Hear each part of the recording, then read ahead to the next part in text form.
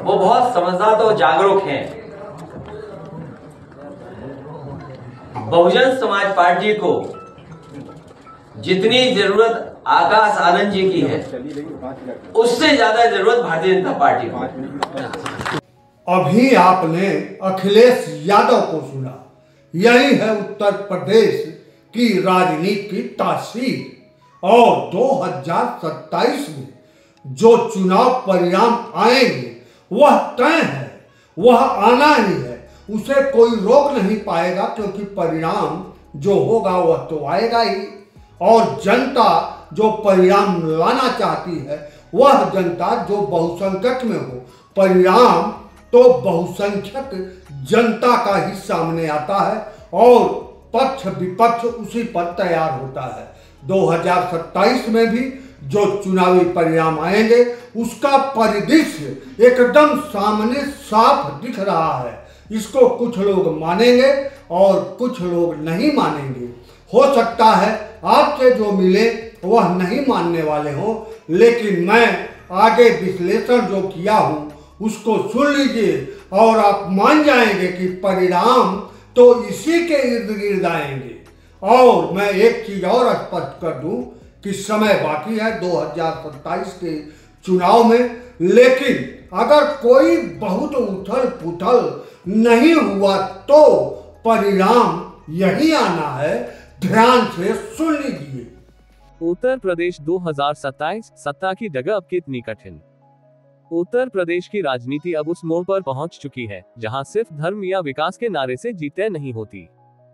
2024 के लोकसभा चुनाव ने ये साफ कर दिया कि उत्तर प्रदेश का वोटर अब सोचने लगा है, और सोचने की यह प्रवृत्ति 2027 में पूरे उफान पर दिखेगी। योगी आदित्यनाथ की लोकप्रियता पर कोई सवाल नहीं, लेकिन सवाल यह है कि क्या लोकप्रियता ही सत्ता की गारंटी है। क्योंकि जनता का मूड धीरे धीरे बदल रहा है। वो अब सिर्फ मंदिर नहीं, अपने मोहल्ले की सड़कों और थाने के हालात भी देख रही है। भाजपा के पास चेहरा है योगी आदित्यनाथ, लेकिन सपा के पास अब रणनीति है जाति, वर्ग और क्षेत्रीय समीकरणों की। कांग्रेस के पास भले वोट बैंक न हो, पर नैरेटिव बनाने की क्षमता लौट रही है। और यही तीनों चीजें, चेहरा, रणनीति और नैरेटिव, आने वाले समय में असली जंग तय करेगी। योगी आदित्यनाथ को लेकर आम जनता में दो तरह की राय बन रही है। पहली कि वो निर्णायक हैं, साफ बोलते हैं और प्रशासन को सख्ती से चलाते हैं। दूसरी कि इसी सख्ती के पीछे नौकरशाही बेलगाम हो चुकी है और आम आदमी की पहुंच अब मुश्किल है। जनता कहती है सिस्टम डर से चल रहा है, भरोसे से नहीं। इसी बीच सपा और कांग्रेस जिस गैर ठाकुर ब्राह्मण हिंदू समाज की बात कर रहे हैं, वो धीरे धीरे एक शांत वोट बैंक बन चुका है। ये वो वर्ग है जो खुले में कुछ नहीं कहता, लेकिन वोटिंग मशीन तक जाते जाते बहुत कुछ बदल देता है।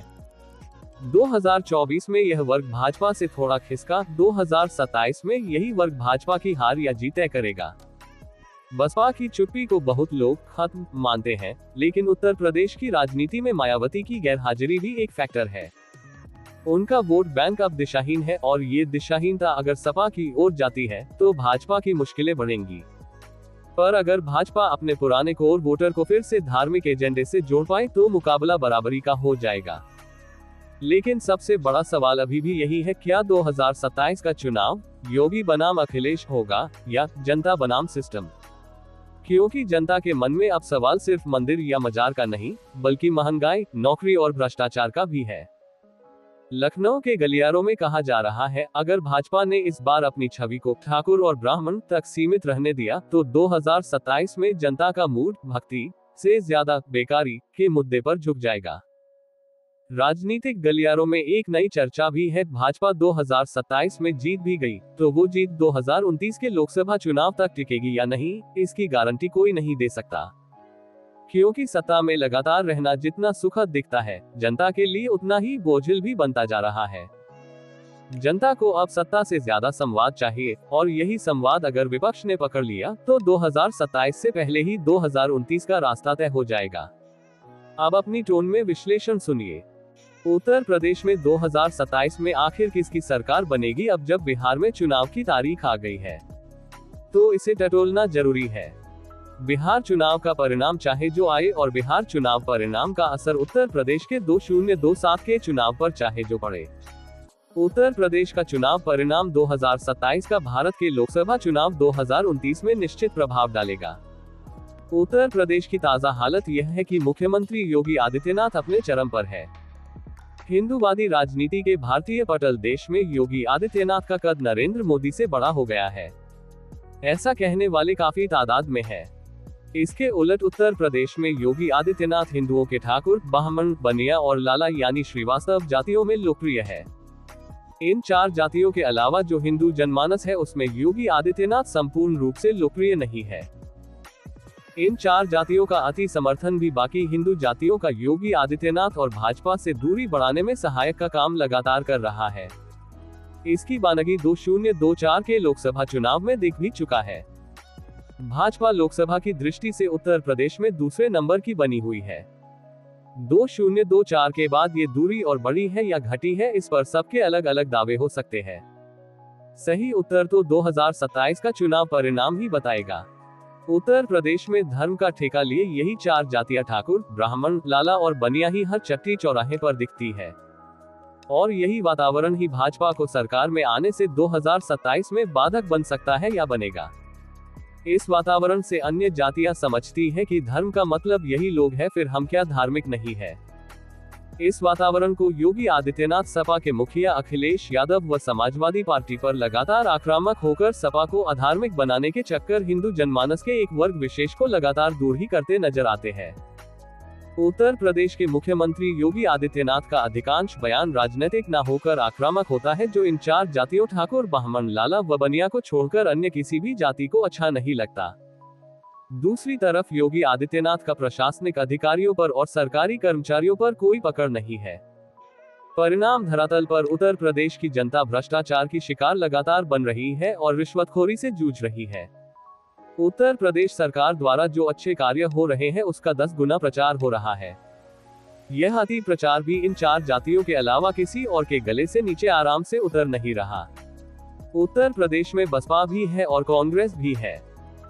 बसपा अप्रासंगिक हो गई है तो इसका फायदा भाजपा और सपा दोनों को मिल रहा है। सपा को थोड़ा ज्यादा फायदा मिल रहा है। कांग्रेस का सपा गठबंधन से सपा और कांग्रेस दोनों को फायदा है। वही जाति आधारित पार्टियां ओम प्रकाश राजभर और अनुप्रिया पटेल दोनों भाजपा के समर्थन में बरकरार रही तो इसका भाजपा को कम, सपा को ज्यादा मिलेगा। अनुप्रिया पटेल और ओम प्रकाश राजभर अगर अलग अलग लड़े तो सपा का नुकसान होगा, और अगर इन दोनों की पार्टियां सपा से मिल जाए तो सपा का फायदा कम, नुकसान ज्यादा होगा। अनुप्रिया पटेल का बेस वोटर पटेल भाजपा में अब आरामदायक स्थिति में नहीं है, वही ओम प्रकाश राजभर के बेस वोटर राजभरों की भी यही स्थिति है। ये दोनों जातियां सपा से जितना दूर होगी भाजपा को फायदा होगा। यही वह गणित है। दोनों जातियों के नेता भाजपा के साथ सत्ता सुख में है तो वोटर सपा के साथ चला जा रहा है। उदाहरण 2024 का लोकसभा चुनाव है। उत्तर प्रदेश में भाजपा का हिंदुत्व सिमटता जा रहा है, यही सपा और कांग्रेस दोनों को 2027 में सफलता दिला सकता है।